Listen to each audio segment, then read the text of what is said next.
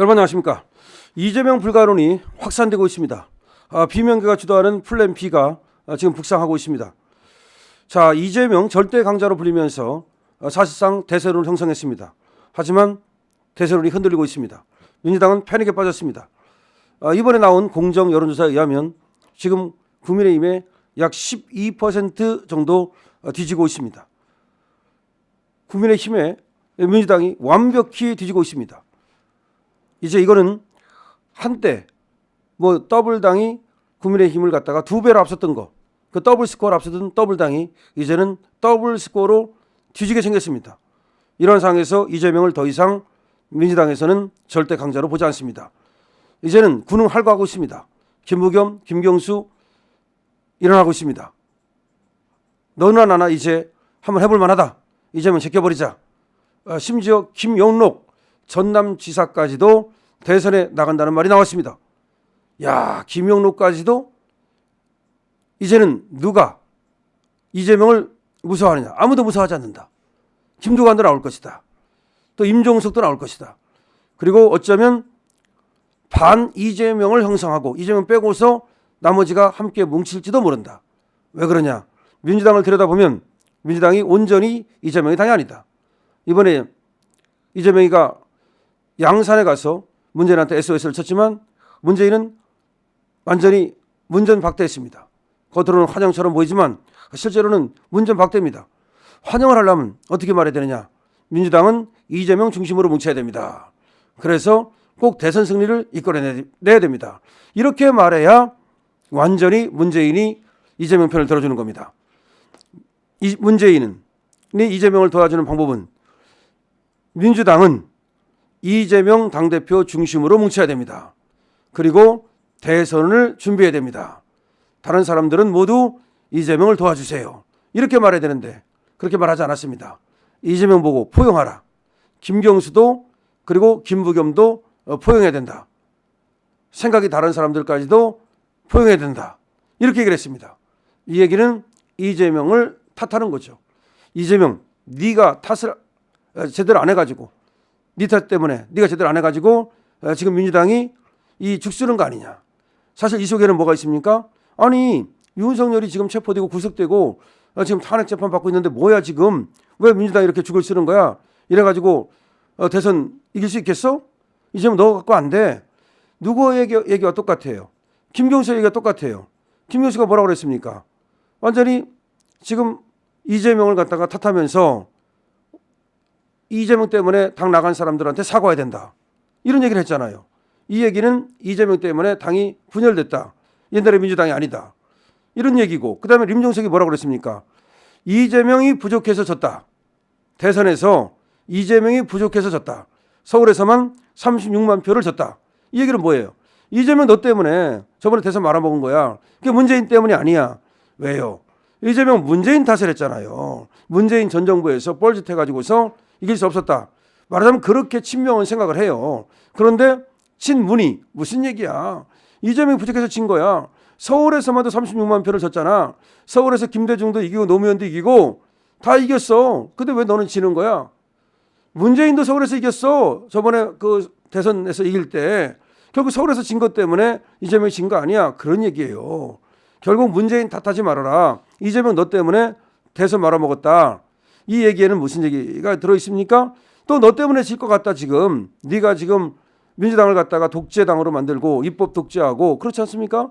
실제로 특갈비 독재하고 특검 독재하고 그러다가 네 멋대로 하다가 지금 완전히 지지율이 죽쓰는 거 아니냐. 그 사이에 윤석열이 지금 저렇게 탄핵을 당할 위기에 있음에도 불구하고 그리고 또 지금 감옥에 있는데도 불구하고 오히려 지지율이 올라가는 거 아니냐. 이런 얘기입니다. 그래서 절대 강자 이재명의 지위가 위태위태해지면서 지지율 역전 현상이 이제 일어나면서 국민의힘한테 지고 있다 이 말이죠. 그러면서 플랜 B 의견이 나오고 있습니다. 더군다나 이재명의 사법 리스크가 굉장히 크지 않습니까? 거기다가 비호감도가 또 얼마나 큽니까? 이걸 가지고서 조기 대선 해봤자 이기지 못한다. 빨리 이재명의 대안을 찾아야 된다라는 말이 나오고 있는 겁니다. 그러니까 흔들흔들하는 거죠. 불안불안한 거죠. 지금 이재명으로서는 한때는 말이죠. 그냥 독주체제, 1인 독재, 1극체제 완전히 민주당을 갖다 장악하고서 그야말로 절대적 강자로 지배했죠. 제왕적 대통령처럼 대통령보다 더 강한 권력을 얼마 전까지도 갖고 있었죠. 그런데 상전벽해 그 사이에 지금 한국갤럽이나 리얼미터나 등등등등의 여론조사를 보면은 확실하게 지금 이재명의 지지율은 밑으로 추락하고 있고 윤석열 대통령은 그에 비해서 위로 올라가고 있고 그다음에 이재명 자기만의 지지율만 떨어지면 상관없는데 민주당 지지율도 같이 끌어내리고 있고 이것을 보면서 이제 민주당에서 더 이상 이재명한테 눈치 볼 필요가 없구나. 더 이상 이재명한테 기대를 걸으면 안 되겠구나. 라는 생각이 꿈틀꿈틀하는 겁니다. 그래서 김경수, 김부겸, 김동연 비명 3인방이 지금 나섰고요. 여기다가 림종석도 호시탐탐 노리고 있고요. 이거는 이제 민심의 경고등을 확실하게 민주당 비명계들이 느낀 거죠. 그리고 더 이상 납작 엎드려 있지 않겠다. 더 이상 침묵하지 않겠다. 이런 얘기죠. 이제 할 말을 하겠다. 그러면서 정치적 보폭을 넓히는 거죠. 자, 이거는 조기 대선에 맞춰가지고서 저것들이 혹시 조기 대선이 있다면 이재명을 제끼고 자기가 나가겠다. 이런 얘기죠. 물론 조기 대선은 없을 것이기 때문에 저것들이 지금 찬물을 들이키는 거지만 저것들은 그렇게 하고 있다는 얘기입니다. 지금 가장 강력한 목소리를 내는 사람이 누굽니까? 김경수죠. 김경수가 전 경남지사인데 이 사람이 그렇게 팍팍 밀고 나가는 스타일은 아니거든요.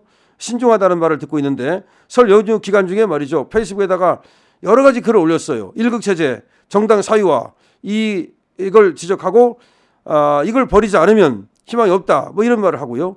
그다음에 2020년 대선 이후 치러진 지방선거와 총선 과정에서 치욕스러워 하며 당에 멀어지거나 떠나신 분들이 많다. 이 사람들에게 사과해야 된다. 그런 얘기하고 있고요. 다시 말하면 민주당이 완전히 친명 일색이 되면서 친명이 아닌 사람들은 다 쫓겨났는데 이런 사람들한테 사과하라 라고 하는 말을 하고 있습니다. 그러면서 사실은 말이죠. 김경수는 대선에 나갈 준비를 이미 시작했다는 말이 있습니다. 지금 김부겸이도 사무실을 마련했답니다. 이게 왜 그러냐 한번 생각해 보십시오. 이재명은 절대 안 돼요. 알고 있는 거예요. 첫 번째 사후 리스크 이거 못 벗어나요. 그다음 두 번째 혐오감. 이재명에 대한 혐오감이 어마어마해요. 세 번째 이재명 본인 자체의 어떤 발광력. 다시 말하면 본인 스스로 빛을 내는 능력. 이게 중요한데 이재명이 가만히 보세요. 이재명이가 지지율이 올라갈 때는 되게 윤석열 지지율이 떨어질 때야. 그러니까 윤석열의 반사체야. 윤석열이 빛을 내면은 그러면은 여기는 아웃되고 윤석열이 빛을 못 내면 여기가 인되고 다시 말해서 윤석열하고 완전히 이 반사체밖에 안 된단 말이야. 그렇기 때문에 윤석열 대통령이 올라가면 이재명은 아웃되게 돼 있단 말이야. 저번에 윤석열 대통령이 계엄했다가 그야말로 내란으로 몰리면서 지지율이 떨어졌잖아요. 그때는 이재명이 그냥 난리 떨었잖아요. 근데 윤석열 대통령이 다시 지지율이 올라가니까 이재명이 떨어지잖아요. 그러니까 이재명이 안 되는 이유. 첫 번째 뭐라고요? 이재명이 안 되는 이유는 사법 리스크. 이거 벗어나지 못한다. 2심에서 유죄만 나와도 지지율 폭락합니다. 그러니까 대법원에 가가지고서 물론 피선거권 박탈도 중요하겠지만 그 전에 이미 끝납니다. 아작납니다. 두 번째 뭐라고요? 이재명은 이게 자기 지지율이 아니야. 자기의 본질적인 어떤 그런 능력, 그런 지지율이 아니고 반사되는 거야, 반사. 여기가 잘하냐 못하냐에 따라서 그 달라지는 그거기 때문에 안 돼. 세 번째 뭐라고요? 혐오감이 너무 높아. 혐오감이 거의 50%를 넘을 때도 있고 50% 가까이 있다고. 이건 변하지 않아요. 좋아하는 마음은 변해도 그 사람은 싫어. 이건 잘 안 변해.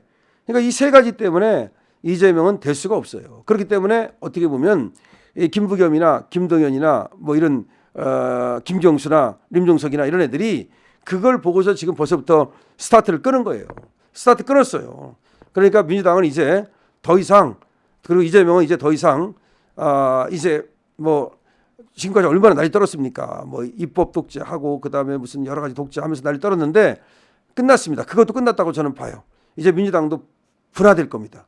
더군다나 공직선거법에서 만약에 유죄를 받는 날이면 민주당은 434억을 토해내야 되기 때문에 이제 공정 분해될 가능성도 있습니다. 우리가 문제 뭉치기만 하면 민주당은 전혀 사실상 이제 같지 않은 존재가 되어버릴 겁니다.